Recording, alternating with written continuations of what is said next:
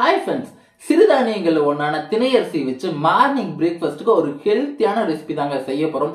வீடியோவை ஸ்கிப் பண்ணாம பாருங்க, யூஸ்ஃபுல்லா இருக்கும். அப்படியே நம்ம சேனலை சப்ஸ்கிரைப் பண்ணாம இருந்தீங்கன்னா சப்ஸ்கிரைப் பண்ணிக்கோங்க. பக்கத்துல இருக்கிற பெல் பட்டனை கிளிக் பண்ணிக்கோங்க. அப்படியே இந்த வீடியோ பிடிச்சிருந்தா ஒரு லைக் சிம்பிளை தட்டி விட்டு போங்க. நானும் கொஞ்சம் சந்தோஷமா இருப்பேன். வாங்க எப்படி செய்யுன்னு சொல்லி பார்க்கலாம். திணை அரிசியில கஞ்சி தான் செய்ய போறோம். ஃபர்ஸ்ட் ஒரு பாத்திரத்தை எடுத்து வச்சு அந்த பாத்திரத்துல சுத்தமான நல்லெண்ணெய் ஊற்றிக்கலாம். அதுல பொடி பொடியா கட் பண்ணி வச்சிருக்கிறேன் சின்ன வெங்காயம், பச்சை மிளகாய் அது ரெண்டையும் ஆட் பண்ணிக்கோங்க. அதுக்கப்புறம் நம்ம தண்டு கீரையா நல்லா பொடி பொடியா கட் பண்ணி வச்சிருக்கோம், அதையும் சேர்த்துக்கோங்க. ஏன்னா இது ரொம்ப ஹெல்த்தியானது. இதையும் சேர்த்துக்கியாச்சு. இதுக்கப்புறம் பார்த்தீங்கன்னா அந்த நல்லெண்ணெயிலே நல்லா அதை ஃப்ரை பண்ணி விட்டுக்கோங்க.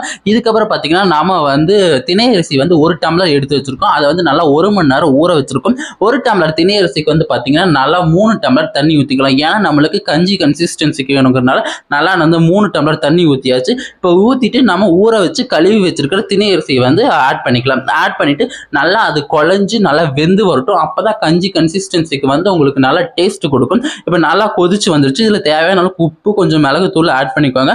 இதை எடுத்து சர்வ் பண்ணீங்கன்னு வச்சுக்கோங்க, உங்களுக்கு சூப்பரா இருக்கும். ரொம்ப ஹெல்த்தியானது. நீங்களும் ட்ரை பண்ணி பாருங்க. And then bye friends, next வீடியோல பார்க்கலாம்.